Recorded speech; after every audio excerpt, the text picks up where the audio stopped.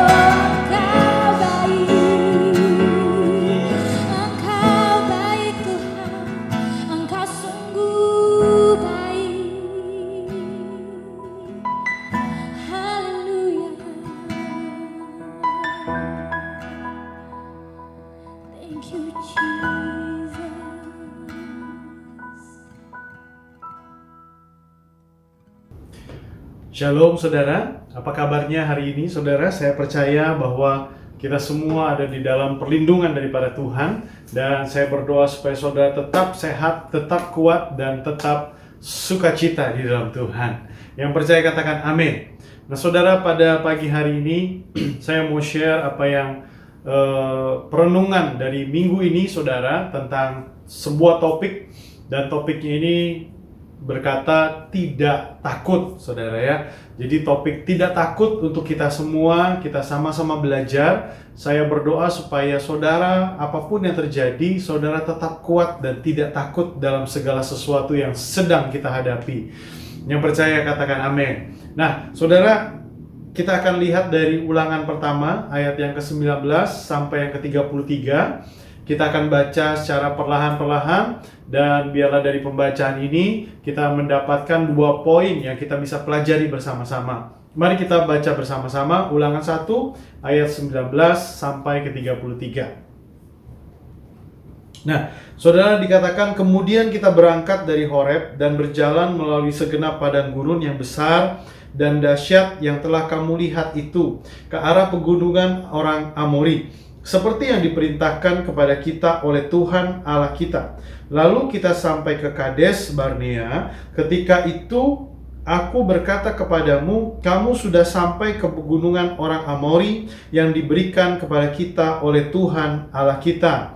Ketahuilah, Tuhan Allahmu telah menyerahkan negeri itu kepadamu. Majulah, dudukilah seperti yang difirmankan kepadamu oleh Tuhan Allah nenek moyangmu. Janganlah takut dan janganlah patah hati. Saudara garis bawahi di situ bahwa Tuhan Allah telah menyerahkan negeri itu kepadamu. Nah saudara, Tuhan Allah telah menyerahkan negeri itu kepadamu. Majulah, dudukilah.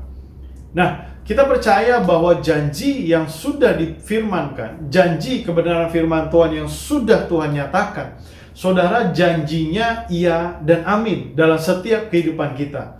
Apapun keadaannya tidak merubah janji Tuhan di dalam setiap kita. Ayat firman Tuhannya saudara bisa buka sama-sama dalam 2 Korintus 1 pasalnya yang ke-20. Dikatakan sebab Kristus adalah ya bagi semua janji Allah. Itulah sebabnya oleh Dia kita mengatakan amin untuk memuliakan Dia. Saudara, kematian Kristus di atas kayu salib bukan hanya untuk mengampuni setiap dosa kita, tetapi kematian Kristus untuk memeteraikan semua janji yang dijanjikan dalam setiap firman Allah untuk saudara dan saya. Dan setiap orang yang percaya di dalam Kristus, saudara, percayalah, ketika saudara percaya di dalam Kristus, maka semua janji yang dijanjikan di dalam firman-Nya menjadi bagian, menjadi milik daripada saudara dan saya.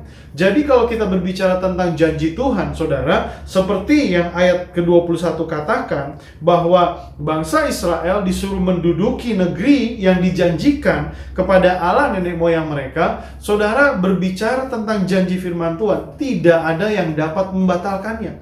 Walaupun situasi yang kita hadapi hari-hari ini, walaupun situasi pada saat ini ketika saudara merasakan bahwa ada pemotongan gaji bulanan, kemudian ada mungkin yang berdampak PHK, atau ada penurunan dalam usaha, atau apapun bentuk pergumulan yang sedang saudara hadapi hari-hari ini, saudara, janji Tuhan tidak ada yang dapat membatalkan.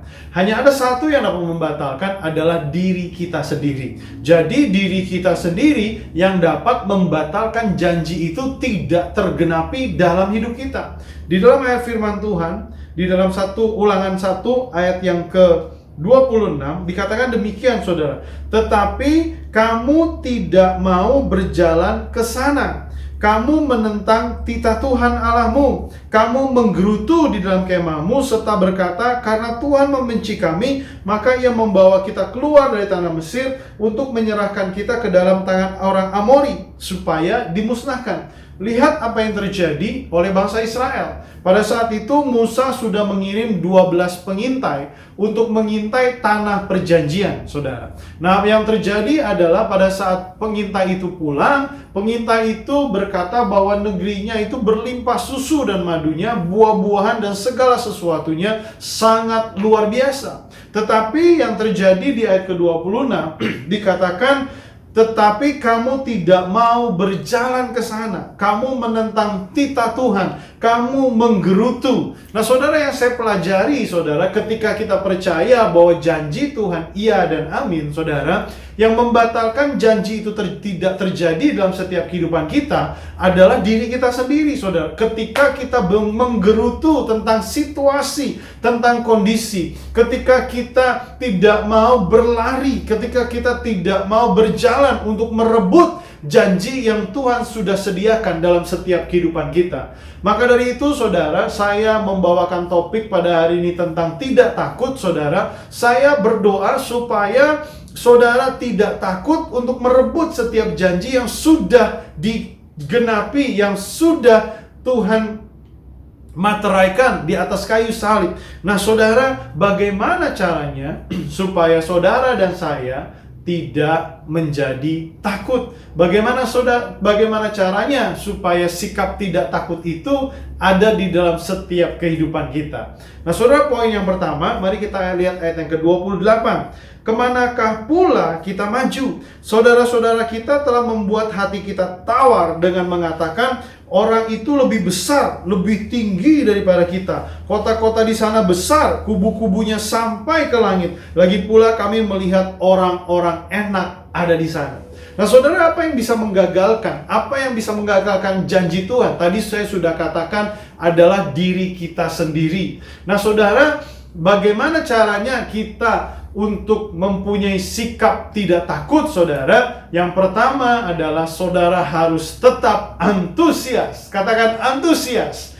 Nah, saudara harus tetap antusias. Dalam arti kata antusias, saudara harus tetap bersemangat. Saudara harus tetap bergairah. Nah, saudara, tetap semangat, tetap bergairah ini adalah sebuah sikap yang membuat saudara tetap berani, saudara tidak takut, bahkan saudara akan terus lari untuk merebut janji yang Tuhan sudah sediakan dalam setiap kehidupan kita.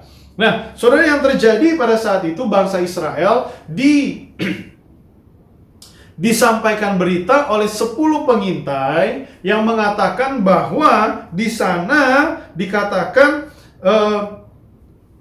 orangnya lebih besar, lebih tinggi dari kita. Kota di sana besar, berkubu-kubu sampai ke langit. Dan dikatakan kami melihat orang-orang enak. Bahkan kalau kita melihat kepada bilangan pasal yang ke-13, saudara, dikatakan bahwa mereka, orang Israel, menganggap siapa kita? Kita ini seperti belalang, saudara. Jadi, saudara, yang membuat saudara menjadi patah semangat adalah ketika saudara kehilangan gairah, ketika saudara kehilangan antusias. Nah, ketika saudara kehilangan semangat, disitulah dimulai ketakutan itu muncul. Disitulah dimulai saudara menjadi seorang yang mengecilkan diri sendiri, yang mengasihani diri sendiri, saudara.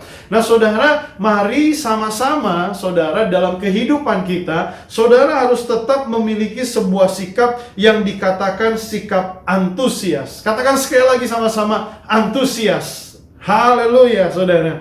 Nah, saudara,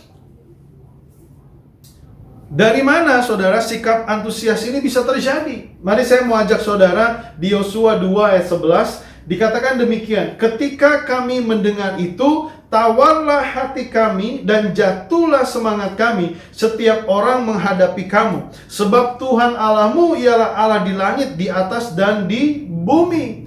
Nah, saudara, Yosua 2 ayat 11 ini bercerita tentang apa? Ini cerita tentang pada saat mereka masuk untuk meruntuhkan tembok Yeriko, untuk menyerang orang-orang Yeriko, saudara. Nah, saudara, apa yang terjadi pada saat mereka kirim pengintai dan orang-orang Yeriko ketemu dengan para pengintai itu, saudara? Nah, saudara, orang-orang Yeriko sudah ketakutan duluan. Kenapa? Karena ada berita. Mereka mendengar, ketika mereka mendengar bahwa Tuhan Allah Israel adalah Tuhan yang membelah laut Teberau sehingga orang Israel dapat menyeberang laut itu. Tuhan Allah Israel, Tuhan yang beserta, yang menghalau bangsa-bangsa yang di sekitar mereka. Maka yang terjadi apa? Orang-orang Yeriko jadi gemetar, jadi ketakutan, bahkan tawar hati. Sama seperti yang dialami oleh 10 orang pengintai yang menyebarkan kabar busuk kepada orang-orang Israel, sehingga orang-orang Israel menjadi tawar hati dan memilih untuk tidak masuk ke dalam tanah perjanjian.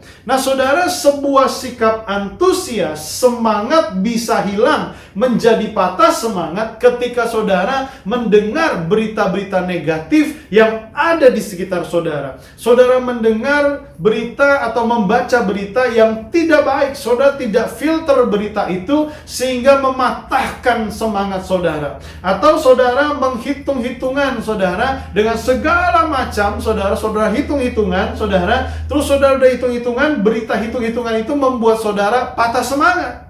Minggu lalu saudara, saya dapat sebuah video klip dari teman, dan di dalam video klip itu dibuka demikian, sudahlah, gak usah hitung-hitungan lagi. Saudara mau hitung-hitungan kayak gimana pun, toh tetap kurang. Orang dulu saudara digajinya 1 juta, sekarang digajinya 500 ribu. Dulu aja sudah irit-irit, apalagi sekarang. Pokoknya udah deh, gak usah hitung-hitungan. Kenapa? Karena saudara mau hitung sehitung apapun, saudara akan tetap kurang. Nah saudara, kalau saudara mendengar berita itu, saudara hanya sampai di situ saja, saudara akan menjadi tawar hati. Iya ya, kenapa? Kalau saya udah hitung-hitungan, mau dihitung kayak gimana pun, saya akan tetap kurang.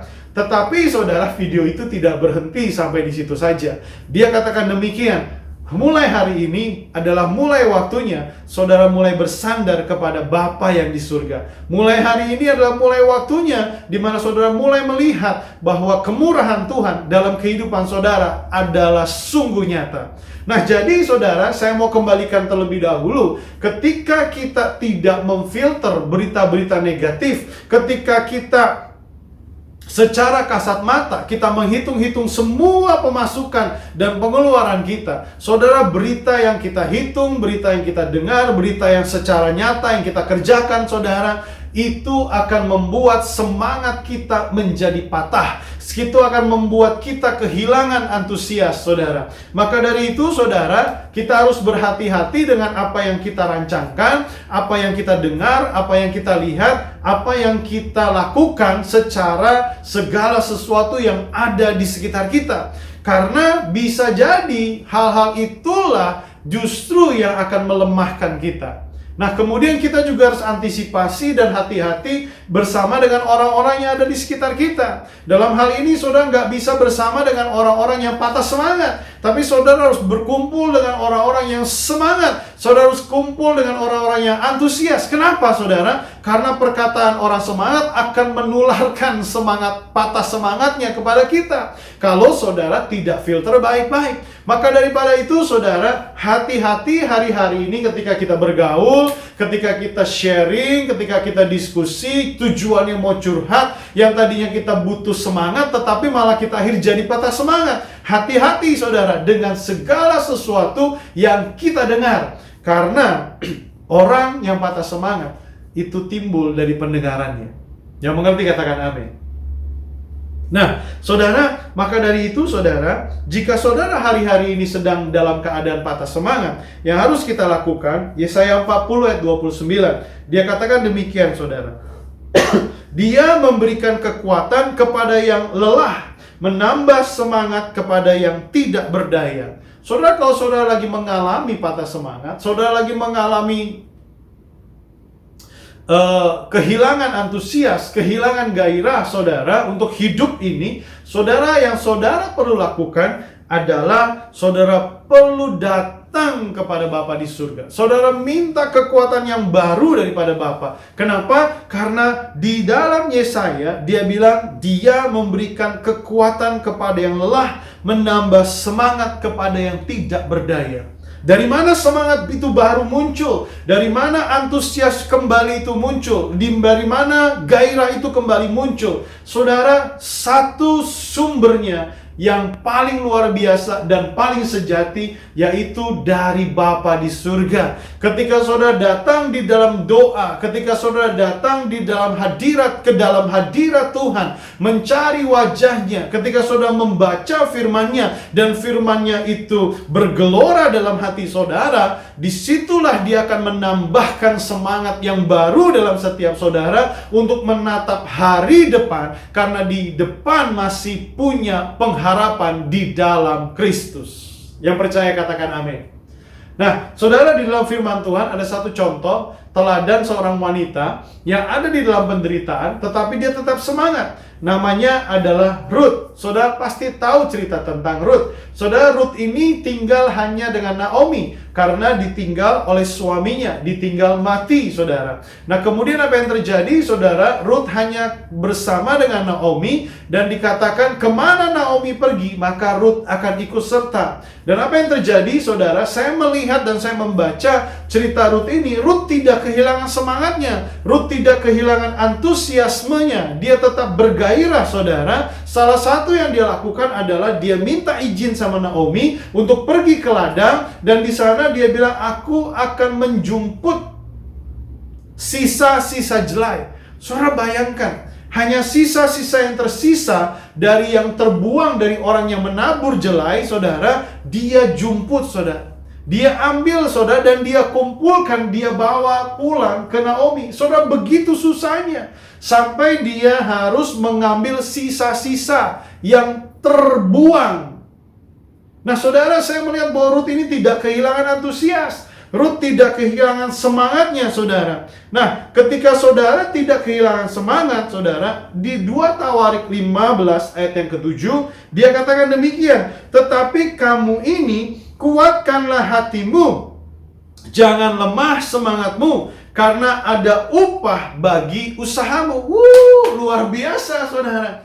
Saudara, kalau saudara tidak kehilangan semangat, saudara tidak kehilangan antusias, dia katakan ada upah bagi usahamu. Jadi kalau hari ini saudara sedang berusaha dan saudara pikir usaha saudara tidak ada nilainya, saudara, oh salah besar. Ternyata segala usaha yang saudara kerjakan itu akan diberkati oleh Tuhan. Walaupun menurut saudara nilainya kecil, secara matematika, secara hitung-hitungan nilainya kecil, tetapi percayalah saudara, saudara sedang menikmati kemurahan Tuhan, dan disitulah saudara, upah yang saudara sedang kerjakan akan dilipat gandakan menjadi berkat jasmani dalam setiap kehidupan saudara. Nah, saudara, maka dari itu, saudara, hari ini poin pertama saya untuk saudara semua yang sedang ada di rumah, yang menonton ibadah ini, saudara, mari jangan kehilangan semangat. Saudara harus tetap antusias, karena ketika saudara antusias, saudara akan menyingkirkan, saudara akan menaklukkan ketakutan yang ada di dalam diri saudara. Yang mengerti katakan amin. Nah, saudara, poin kedua, kita lihat sama-sama poin kedua di dalam Ulangan 1 ayat yang ke-29. Dikatakan, ketika itu aku berkata kepadamu, janganlah gemetar, janganlah takut kepada mereka. Tuhan Allahmu yang berjalan di depanmu, dialah yang akan berperang untukmu, sama seperti yang dilakukannya bagimu di Mesir di depan matamu. Dan di padang gurun di mana engkau melihat bahwa Tuhan Allahmu mendukung engkau, seperti seorang mendukung anaknya sepanjang jalan yang kau tempuh, sampai kamu tiba di tempat ini. Tetapi walaupun demikian, kamu tidak percaya kepada Tuhan Allahmu yang berjalan di depanmu di perjalanan untuk mencari tempat bagimu, di mana kamu berkemah dengan api pada waktu malam dan awan pada waktu siang, untuk memperlihatkan kepadamu jalan yang harus kamu tempuh. Saudara, poin kedua yang saya mau bawakan buat saudara, untuk saudara memiliki sikap tidak takut, saudara harus percaya bahwa dialah Allah yang menyertai saudara, Immanuel. Saudara, dikatakan ayat 29, jangan gemetar, jangan takut. Allah yang berjalan di depanmu, Dia yang berperang untukmu, sama seperti yang dilakukannya di Mesir di depan matamu. Dan kemudian saudara, ayat 31 saya suka sekali. Dia bilang, Tuhan Allahmu mendukung engkau seperti seorang anaknya di sepanjang jalan. Wow, Tuhan Yesus luar biasa.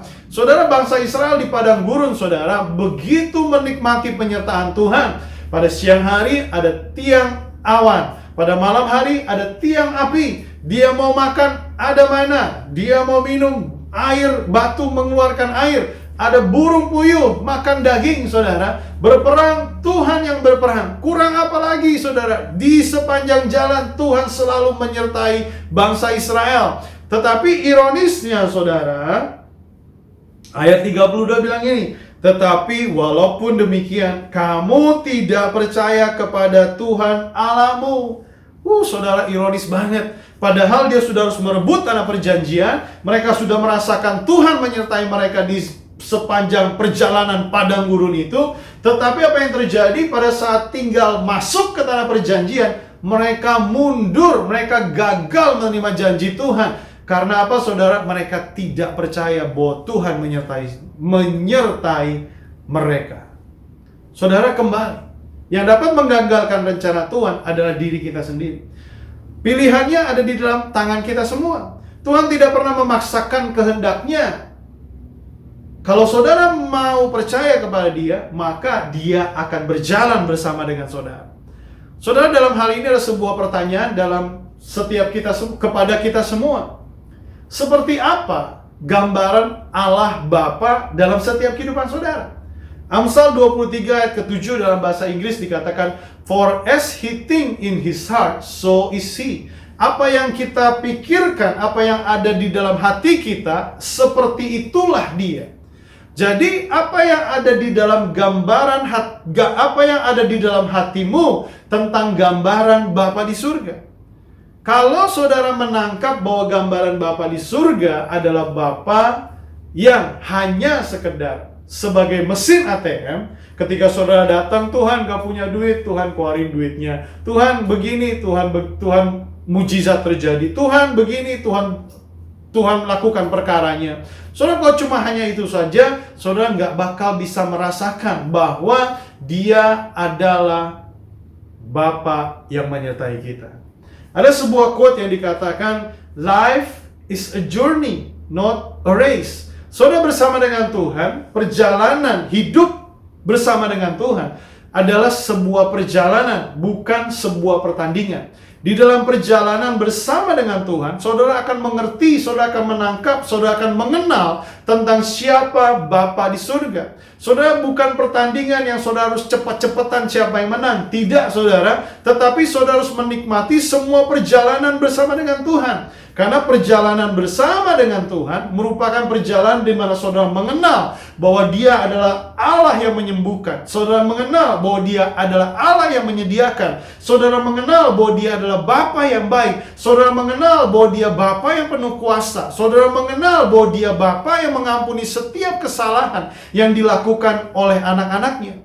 Nah, saudara, gambaran apa yang ada di dalam hatimu atau di dalam pikiranmu tentang Bapa di surga? Kalau saudara cuma menganggap bahwa gambaran Bapa di surga adalah orang yang cuma mengampuni dosa saudara, artinya saudara belum bisa merasakan bahwa Dia menyertai hidupmu. Tetapi kalau saudara sudah mendapatkan gambaran bahwa Dia adalah Bapa yang menyertai hidupmu, apapun yang terjadi dalam hidupmu, ketika saudara mendapatkan gambaran bahwa Dia adalah Allah yang menyertai situasi perusahaanmu, ketika Dia menyertai keluargamu, Dia adalah Bapa yang menyertai semua pribadimu, saudara, maka disitulah saudara akan muncul iman percaya, ya, bahwa Dialah Immanuel, Allah yang beserta dengan saya. Saya ada dalam lembah kekelaman, Dia ada di situ.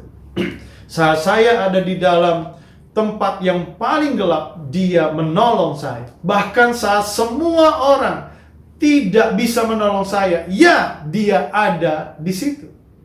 Saudara, sampai seperti itulah saudara harus punya gambaran tentang Bapa di surga. Nah, saudara, ini adalah pengalaman kehidupan, perjalanan bersama dengan Bapa di surga.